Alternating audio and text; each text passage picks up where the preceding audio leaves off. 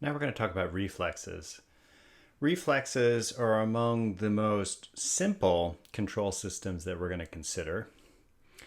And that's because a reflex is an involuntary and rapid response to a stimulus. How do reflexes work? We're going to consider two examples, both of which employ the same type of control system, and that is feed-forward control.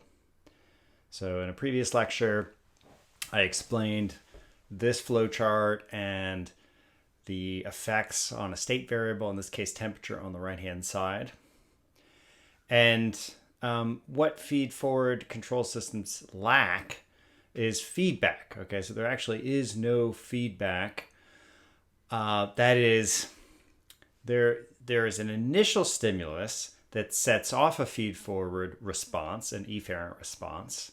But then once it has been initiated, the state variable doesn't modulate or feed back onto that efferent response. So this algorithm is all about initiating something and then not modulating it after that. The efferent output, in this case it was a furnace, is independent of the afferent input. The initiation has to do with the state variable exceeding some threshold in order to initiate it, in this case to turn a furnace on. So the two examples that we're going to consider employ different kinds of efferent pathways. So the first is a somatic pathway. Somatic pathways end with skeletal muscles. And so we're talking about musculoskeletal reflexes. Musculoskeletal reflexes include a somatic efferent pathway. And we're all familiar with the example that I'm going to use because when you go to the doctor's office and they hit the hammer just below your kneecap, then you know that sensation of your leg involuntarily kicking forward. That's known as the patellar tendon reflex.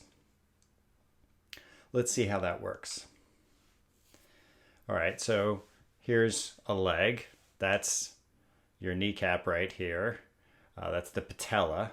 This is the patellar ligament, which is where the little hammer is hit. And the patella has a tendon that connects to this muscle up here. That's your quadriceps muscle. So the tendon is right here. That's connective tissue. And then the quadriceps muscle has a muscle antagonist. That is the muscle that serves to elongate the quadriceps when it's relaxed. That's known as the hamstring muscle. Okay, so when the patellar ligament is hit with the hammer, boom, like that, it causes a very rapid elongation of the quadriceps muscle. So the patella slides down and the quadriceps slides forward. The speed of that action matters. If you were to just put the hammer and push against the patellar ligament, that would fail to trigger the reflex action. So speed matters in this case.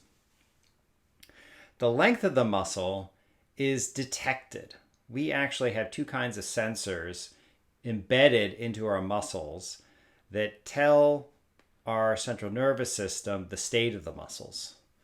The only one we're going to talk about now is called a muscle spindle organ. So it encodes muscle length by the frequency of action potentials. The muscle spindle organ has an axon that terminates in the nerve cord. We'll get to that in a second. What we're going to do on the left-hand side of this slide is to begin to construct a flowchart for our control diagram. So the stimulus is picked up by the muscle spindle organ, and what it's picking up on is the rapid extension or elongation or stretch of the quadriceps muscle. That change in length is encoded along the afferent nerve as a train of action potentials. Okay, so here we have the axon terminal for the muscle spindle organ. By the way, a nerve is a bundle of axons. Okay, so that's the result, is we get a kicking of the leg. That's being driven by the quadriceps muscle. So we know that the quadriceps muscle is going to be on the efferent side. And we know that since it's a skeletal muscle, that activation is going to be achieved through motor neurons, okay, which we see right there. All right, so that's our efferent pathway. We've got a quadriceps muscle that is positively or actively or is activated by the motor neuron. All right, so we've got the afferent side of things in green, that's the sensory side, and the beginnings of the efferent side, the quadriceps muscle, in red. What is the integration center here? Now note something. What is missing here? There's no brain. We do not need the brain, and in fact, we don't use our brains for reflex actions. Instead, all of the processing, all of the decision making occurs just with a very small number of neurons. And in this case, that decision making occurs in the gray matter of the spinal cord. And it's there where we have our integration center. The integration center emerges from both the afferent and efferent sides because the muscle spindle organ has an axon that's encoding the intensity of the stimulus by the frequency of action potentials. That in turn is influencing the motor neuron directly through temporal summation. And if you have multiple muscle spindle organs, there's a potential for spatial summation as well. So we've talked about spatial and temporal summation previously. We know that if you've got a higher frequency of action potentials, you're more likely to result in generating an action potential along an axon. Since this is a motor neuron, that action potential is going to result in a twitch by the muscle. And if there's a whole series of action potentials, then you're going to have summation of force in the quadriceps muscle. So we can add the integration center here now that we know that it's a combination of the muscle spindle organ and the motor neuron. And we understand the behavior of this integration center because I've already told you that it's a feed-forward control system. So there's some threshold stimulus that's required, some rate of extension of that quadriceps muscle to exceed some threshold. And the difference between the state variable of the speed of stretching and that threshold, once the state variable is exceeding that threshold, then the quadriceps muscle will be activated. Now, this is an example of a reflex arc that only has one synapse. Okay, there is a little branch here of the muscle spindle organ axon. I'll get to that in a minute. But it's not necessary to explain the efferent response of the quadriceps muscle being activated. And since there's only one synapse, then we classify this as a monosynaptic reflex. And later on, we'll see an example of a polysynaptic reflex where there's more than one synapse. Now, when you're classifying whether it's mono or polysynaptic, what matters is how many synapses there are in series. We see that with this branch here, we've got another synapse that's in parallel. That doesn't matter. All that matters is how many synapses there are between the afferent and efferent sides. And in this case, there's only one. Okay, we're ignoring the synapse that happens right at the muscle. Now, in order for the quadriceps muscle to be effective in kicking your foot forward, we wouldn't want its muscle antagonist to be activated at the same time. So let's just say you were voluntarily trying to contract your hamstring muscle. We wouldn't want that. That would impede the reflex action. So in order to prevent that from happening, we have an inhibition of the motor neuron for the hamstring muscle. And that's the function of that synapse that's in parallel to the one that's activating the quadriceps muscle.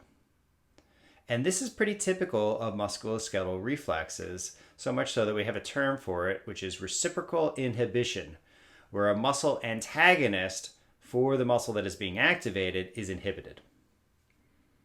So in this case, if we look at the flow chart on the left, that's the hamstring muscle. We're inhibiting the hamstring muscle, allowing the quadriceps muscle to contract. That's causing the leg to move like that.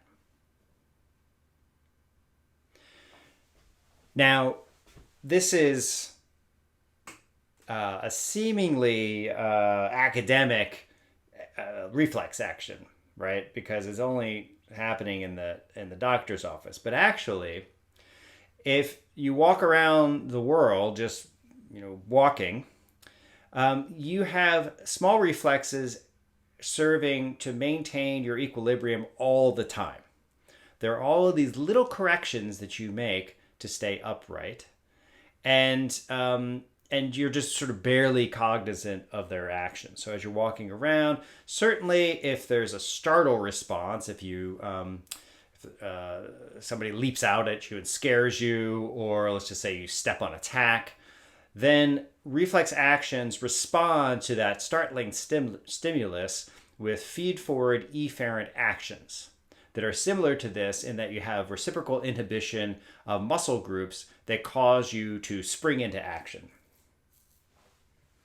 Now, I've mentioned that you don't need your brain to work here, and in fact, we don't use the brain in order for this to work, but you can still feel the action, and that's because you have mechanosensory cells throughout the body, and the muscle spindle organ itself can report its status to the brain.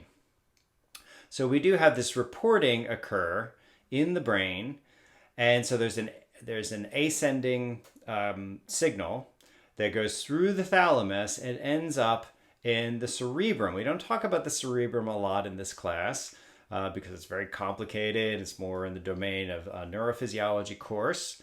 But for now, I'll just mention that it allows you, or it includes a region that gives you a sense of your body.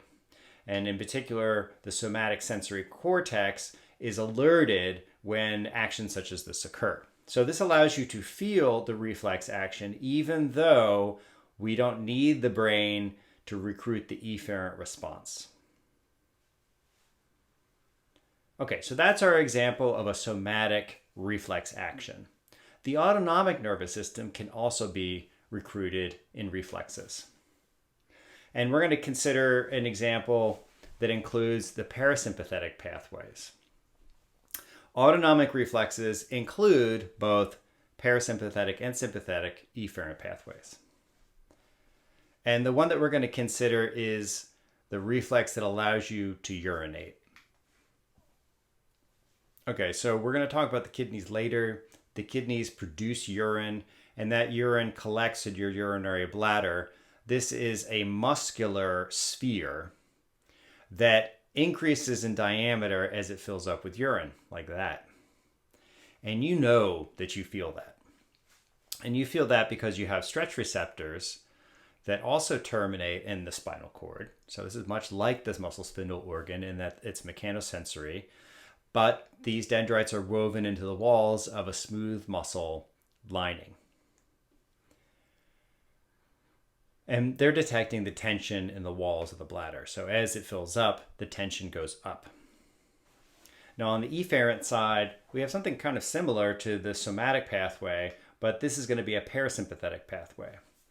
Now in between, we have an interneuron. Okay, that interneuron is not technically part of the autonomic pathway, which is shown right here, but it activates that pathway. Now, whenever you see a synapse, there is both an opportunity for processing, and there's also the disadvantage, which is that it takes some more time for that processing to occur. Synapses take about 2 milliseconds. And so there's pros and cons. The more synapses you have, the more opportunity there is for a complex network that can make decisions in a sophisticated way. On the other hand, it tends to be slower when that's the case. Now, the smooth muscle that lines the walls of the urinary bladder is not just a passive container for the urine, but it also generates tension and drives urination. So on the efferent side, we've got that smooth muscle to work with to generate or elevate pressure on the urine to expel it from your body.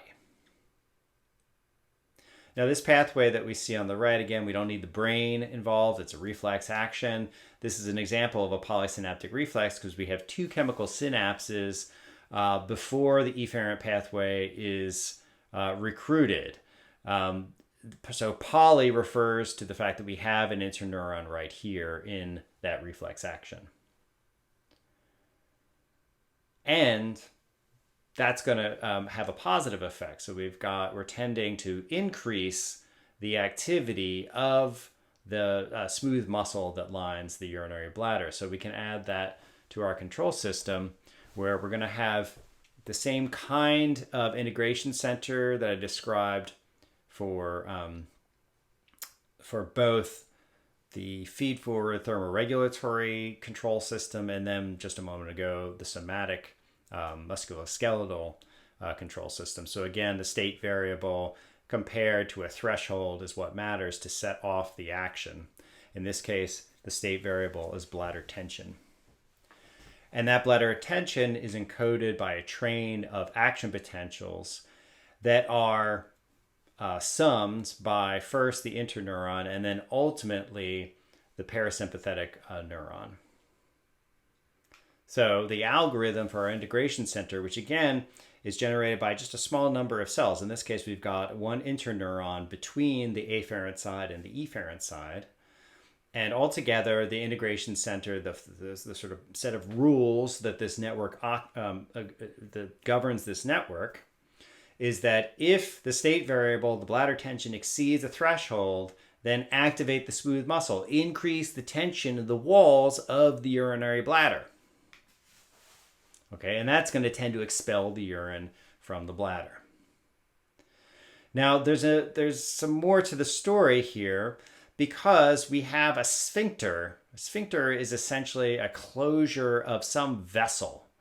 So here, there's a sphincter that is, you can think of as a door that closes off the smooth muscle, or maybe you can think of it as tying a water balloon.